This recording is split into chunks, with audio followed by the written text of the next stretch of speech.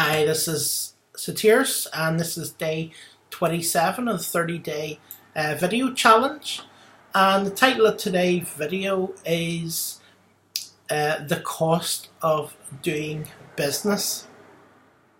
And when I talk about the cost of doing business, really today I would like to talk about the cost of actually doing business online. Okay, so generally, whenever someone decides to start up a business, like if it was a traditional business, like a shop or a restaurant or something, they'll pay an absolute fortune, right? They'll pay, like, they might invest, their whole life savings in this business, okay? So, say, for example, you started a restaurant or something, you might end up buying the premises and you might take a mortgage out, and it might be £200,000 or £300,000 or dollars. And, then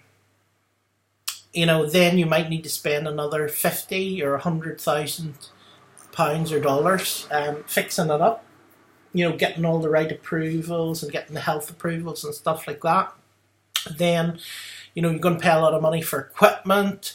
You're going to pay a lot of money for, advertising, for different types of advertising and things like that. And if you look at the turnover of a restaurant, okay, and we're not talking about the profit here, we're just talking about the turnover, okay. You might have a turnover of £5,000 a week, which is £20,000 a month. But you might find that by the time you cover breakages, electric, taxes, stuff like that, really, you might have a profit of £3,000 a month, okay? So if you have invested 500,000 in your business, it's going to take you 10 years to get your money back, right? It's going to take you 10 years just to break even, just to have the money that you put into the business. It's going to maybe take you 10 or 20 years, right? Now, when it comes to online businesses, and this actually drives me completely nuts, right? When it comes to online businesses, people try and start up their business and want to do everything so cheaply, like in a restaurant, when you go there, you realise, you're going to have to pay your taxes every year.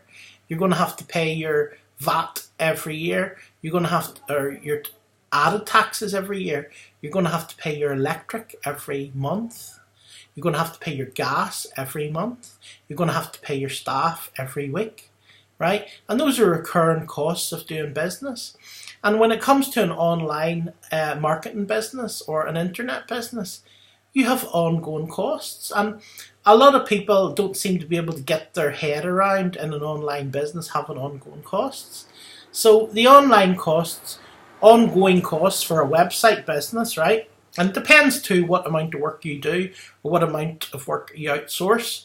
But, the ongoing costs for the likes of a website, okay, or blog would be, you would have to pay a hosting, okay? You can buy a cheap, crappy hosting, which is useless and which will lose you a lot of traffic and lose you a lot of money and make your business look unprofessional. Or you can pay something a bit dear, which is much better, which is what I would recommend, because it's your business, right? It's your brand. You don't want your brand to suck, okay?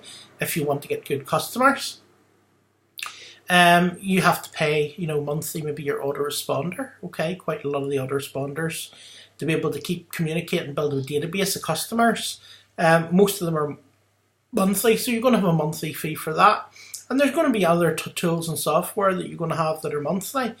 If you're trying to start on a shoestring budget, I would say, allow $100 a month.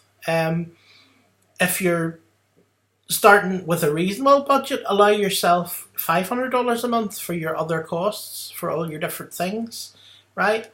Now, the thing is, if you use the proper software, use the proper tools, use everything that you should use, your business is going to work very functionally and very well, and you're going to be able to increase it, scale it up, and make a lot of money. But if you try and do it cheaply, you try and use everything free. Now, there is some free tools out there that you can use for your business and that are good, but if you're using certain tools that are free, a lot of them actually would suck compared to some of the paid stuff. So if you have free hosting, you don't really own your website, right? Google owns it, or somebody else owns it, whoever's hosting it. If you have a free autoresponder, chances are it sucks, right? Chances are it's useless. So there's some things you just don't want to have for free. Like you could have free rent, and you could put your restaurant in your neighbour's back garden, okay?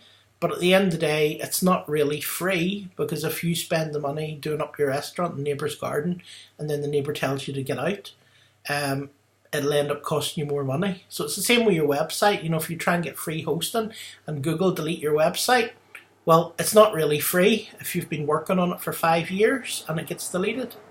So, these things are the cost of doing business. If you're advertising to people and you're helping other people to build an online business, it's the same thing. If they do stuff for free or try and do stuff for free, they're going to get crappy results, So, when it comes to your business online, don't be a cheapskate. Buy the things you need to buy. I would go into an online business thinking, well, I'm going to need a couple of grand for different tools and softwares and things, and allow yourself, up to $500 a month, okay? If you're really starting on a shoestring budget and things are tight for you and so on, you're still going to need a grand, $1,000 for different things, and you're going to need a very minimum of $100 a month, and that's like scraping the bottom of the barrel, right? So before starting your online business, don't think you're going to do it for free, because if you do, I can guarantee your business is going to suck. So that's it from me for today's video. I will see you again tomorrow in the next video. Thanks very much.